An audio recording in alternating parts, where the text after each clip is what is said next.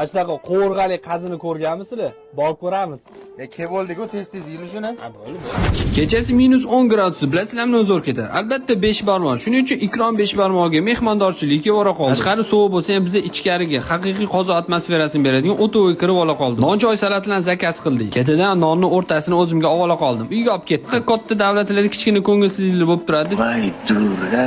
Sekingina bor dedim-da oshxonaga tayyorlanishini ko'rishga ketdim. Oshxonaga kirsam haqiqiy ot yog'ini suvga qo'shib turib, xamirlarni tayyorlashayotgan ekan. Ichlikisi bo'yicha qazi-qartalan o'zligisiga tayyorlashar ekan. Ishonchli jihatdan bemalol ishonsanglar bo'lar ekan. To'xtanglar, o'zi shilpildoq bilan 5 barmoq nima farqi bor? Bilsanglar kommentda yozib qoldiringlar. Men ungacha mana shu 5 porsiyali 5 barmoqni hamda katta qo'rg'ali qazilar bilan mazasiga baho berib turaman. Ovqatni tayyorlash bitta katta san'at. Keyin o'zingizni likopchangizga chiroyli tortib qilib turib sharoit yaratib olib yeyishingiz ham yana bitta san'at. Oramizda shunaqa o'zini yaxshi ko'radigan odamlar bo'lsa, hey deb yozib ketasizlar kommentda. Agar podpiska bosmasdan kuzatayotgan bo'lsanglar, tez bosib qo'yinglar. Chunki biz yil oxirigacha 100 mingta bo'lishimiz kerak. Yana qo'llab-quvvatlab podpiska bosguningcha uchun men 5 ta barmog'imda 5 barmog'iga 5 qo'yib turib yevora qoldim. Xudoga sizlarga maslahat. Ko'cha-kuyda qo'lda ovqatlanmoqchi bo'lsangiz, hech qachon uyalmanglar. Aytingiz, zo'r ketadi, ishonavering. Mana shu qo'llarim o'ynadi, mana qo'rg'ali qazini ham qo'rg'alarni olib tashladi. Mana shu qazini narxi 350 ming so'm ekan. Narxiga qimmatmi yoki arzon? Pastga yozib ketarsizlar buni ham. Kelishinglarni tavsiya qilgan holatda limon choylarni sirpantirib olib, duo qilib ketdik. Lokatsiya Telegram kanalida bor. Mabodogi bu videoni 5 barmoq abishat qilgan o'g'inglarga yuborib qo'yinglar.